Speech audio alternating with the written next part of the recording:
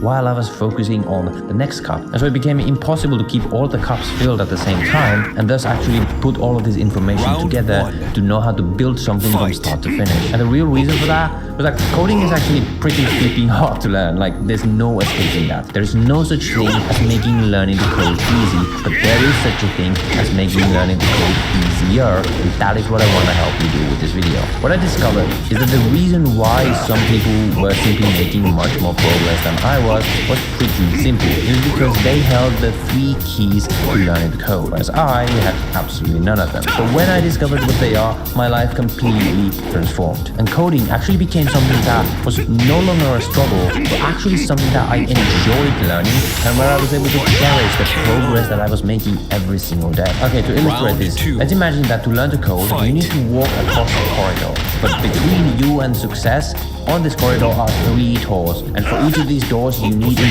key to open the door. And the people who successfully cross this corridor have all 3 of these keys.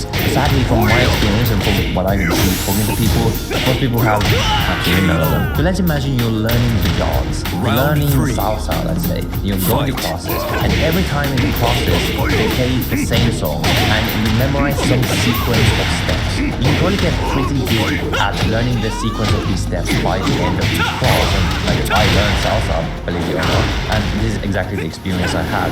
I would feel pretty good about my progress at the end of it, but then there would be a situation at the end where they would play an entirely different song, and there would no longer be the instructor simply telling me which steps to take, and suddenly I would just somehow forget all of the steps that I just learned, and I would just be frozen. I did not know what to do.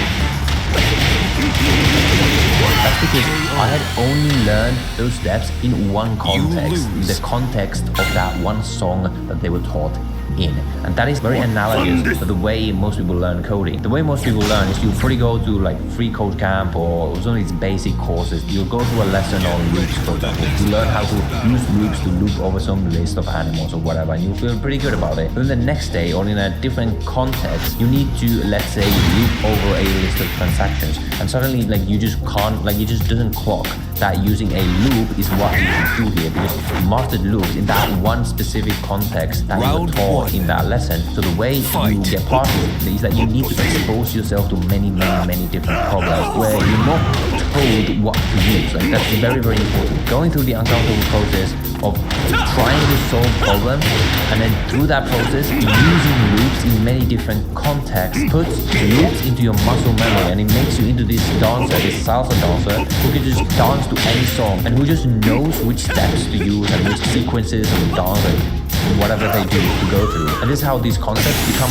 part of your muscle memory. So when you see a problem, you just instinctively know how to solve it. This is the thing that you need to get to really be a good developer. And the way you do that is by becoming a problem solver. The way you become a problem solver is going through the uncomfortable process of trying to solve a lot of problems that you don't necessarily know how to solve immediately. Okay, so let's say you spend some time internalizing the right mindset of becoming a problem solver. It means that you now have the first key of getting through the first door. But the truth is that this is only the start, because there are so many more things you need to learn. So we have a second key, which is probably the most important one, although I'll probably just say that about the third one as well, is to break programming down into its constituent fundamental parts and really understand how programming works. So breaking things down into their constituent parts is sort of like when you're cooking. Rather than looking at the overall recipe, you break the recipe down into the individual ingredients that you will need to make that recipe. And it doesn't make sense to try to start putting these ingredients together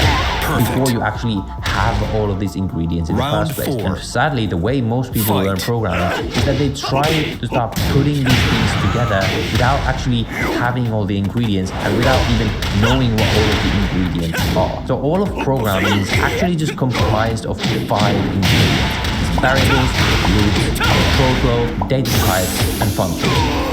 That's really just it. And understanding these individual ingredients is not actually that difficult either. So if you're a complete beginner, the only thing I recommend to you is to go through all of these 5 building blocks, these 5 core, fundamental ingredients of programming, and understanding what they are conceptually, especially today, because where I see the future of programming that is dominated by the AI-driven developer, and I'll talk about that more in a second. Because of ChatGPT and AI, the details are really less and less relevant, because most of the time you can just ask ChatGPT, just like in the past, you could ask Google for the details. So spending your time trying to memorize the minutia is really not going to make you a great developer. It's going to make you a code monkey, and code monkeys are going to be replaced by AI. So good developers who understand the big picture and who understand the foundation, why and how the pieces fit together, are not going to be replaced, because then you are going to become the architect who's architecting the AI to go and fill in the details and actually write the code to build the ideas that you have. If you do two of those things, you will unlock the second goal, the second key, and many of you might even get there, but the thing that will actually stop you from getting retired, and the thing that is going to be the most important thing for you to actually stand out, is still goal number 3. And in a way, this is actually the simplest one out of all 3, but there's one massive problem which leads most people to sort of not be willing to open this last door. So let me just explain what I mean by that. Okay, so if you're an aspiring developer, here's the thing that you really don't want to hear. No company in the world wants to hire an aspiring developer.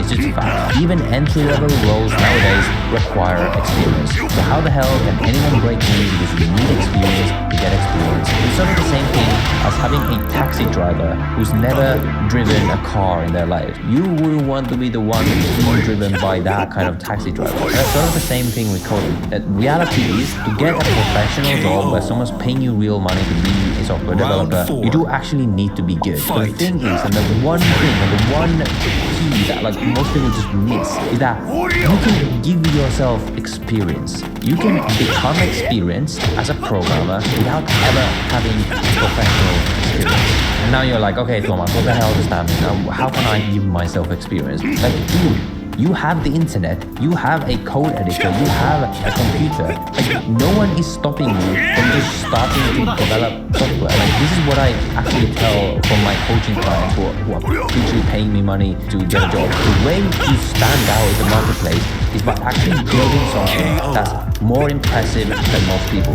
And this is the thing about this last door.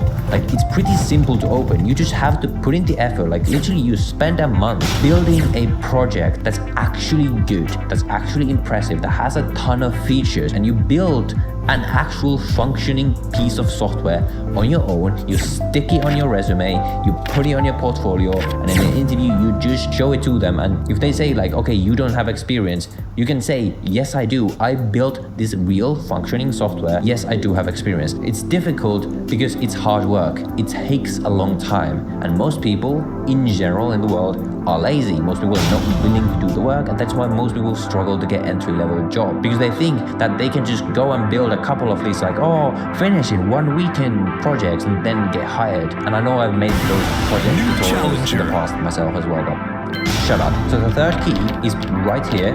Like, you can have it. The question is, are you willing to come and get it? As you can see, these 3 keys are actually pretty freaking simple. So then why is it that learning to code is actually so freaking hard? Well, it's because executing these steps is actually pretty goddamn difficult. With anything that's worth doing, it takes a lot of hard work, but you can make it easier for yourself by at least following the right roadmap and the right path to make it even easier for you. I have created my full program where I actually like take these 3 keys and incorporate it into one system that you can follow step by step. I teach programming by breaking it down into these 5 core foundations. I explain to you conceptually what they are, so you have this logical, like big picture understanding of programming. I go through some of the details that are important, but what I actually encourage is for you to go and play around, and I give you a lot of prompts and projects for you to actually practically do this in a useful way. And then the thing that I'm probably most excited about that I'm building right now is my AI-driven development mastery, which I just realized from building my own startup that the future really belongs to the AI-driven developer. The developer who is able to use AI as leverage to solve bigger problems, to solve problems much faster. So I'm super excited about this particular module. And by the way, of course, inside there is also a module about actually how you get hired, because there's a lot of the skills that are non-technical that you will need to know, like the right habits, the right character traits, and most importantly, how to actually apply for a job, how to master LinkedIn, how to write your CV, interviewing, like all these kind of things. Like, so it's still 25% off from its full price until April 22nd, I think. So if you are interested, I would suggest you get it now so you can get everything and all the future updates, because the price is going to be going up. I hope to see you inside, and the feedback that I've been getting so far has been absolutely amazing. If you do those things, like, you will succeed. Like, I believe in you. Now you need to believe in yourself. But I know that many of you are worried about, like, oh, is AI gonna replace programming, is this and that. So it's absolutely crucial that you do watch this video, because if you don't, you could risk learning all of this and then still falling behind.